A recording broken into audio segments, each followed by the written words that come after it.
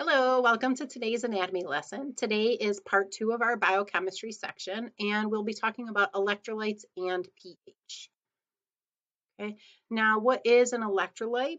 An example of an electrolyte would be NaCl, but that's just one. Okay, an electrolyte is any salt.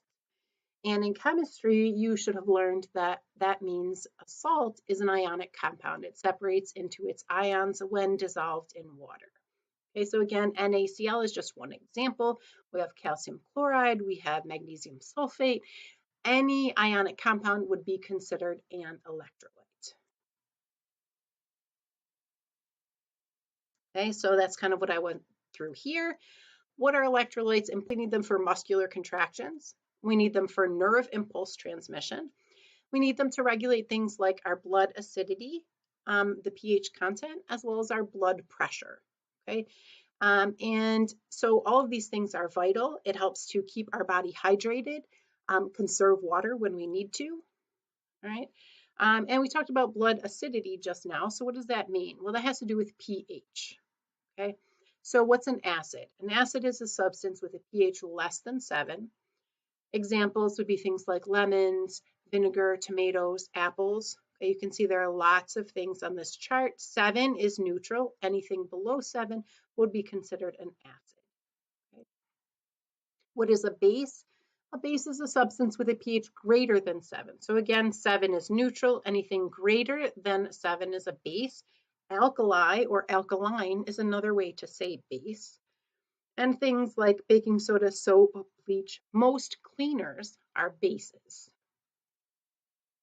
What is your normal blood pH?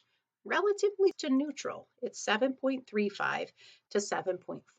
Now that's a pretty narrow range. In a scale of 0 to 14, we have only 7.35 to 7.45 as our blood pH range. Okay.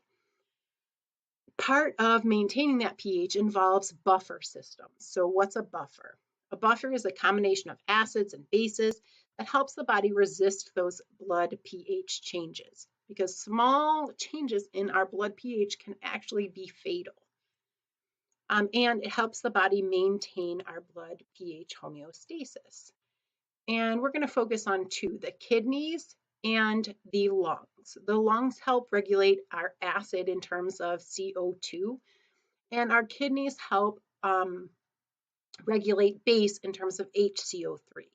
But if you just remember, the lungs are responsible for regulating the acid balance, and the kidneys are responsible for regulating the base balance.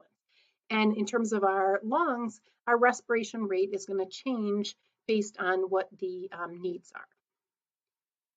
So what can happen with our changes in blood pH? It can be dangerous. And it can occur when the buffers fail. So we have these systems in place to help regulate our blood pH, but when those systems fail, we can get too far outside the normal range. So 7.35 to 7.45. And you can see that below 7 and above 7.8, so that's not a wide range, is when death becomes possible, and above 9 and below 6, it's inevitable. Okay, so a quick remembering technique: alkalosis and acidosis. Acidosis means it goes down. Alkalosis, you're kicking it up. Okay, so we're going to talk about those two separately. Acidosis. What is acidosis? It's when the blood pH drops below 7.35. Death can result below 7.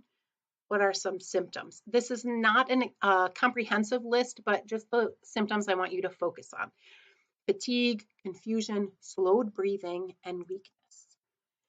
And those are all kind of related to each other. Causes: there's too much CO2 in blood, too much acidic food in your diet. You could have a high fat or high protein diet. That's a risk. Also a low carb diet. It also can result from a drug or aspirin overdose. What is the treatment? The treatment is I want to give a base in an IV. So bicarbonate is an example of a base, and I want to buffer that acid and raise the blood pH. So what is alkalosis? Alkalosis is when the blood pH rises above 7.45, and death can result above 7.8. What are the symptoms of alkalosis? Kind of the opposite, in that instead of being like slowing down, it's a little sped up. So it's lightheaded, twitching, tingling, and numbness. What are the causes? There's too little CO2 in the blood. It can be from panic attacks, which can cause you to hyperventilate, like your respiration rate has been too fast. Severe vomiting, so there's been a lot of loss of acid that way. Kidney disease, or too many antacids, like people are consuming too many Tums or Rolaids. What is the treatment? So breathe into a paper bag. So that is not just a myth or weird thing. It actually helps to raise your blood CO2 level, okay, because you're rebreathing some of that CO2. Also, you can give an IV with potassium, and you can reduce salt intake, especially if that is related to the cause for you. So again, this lesson focused on electrolytes and pH. It was the second part in our biochemistry series for anatomy.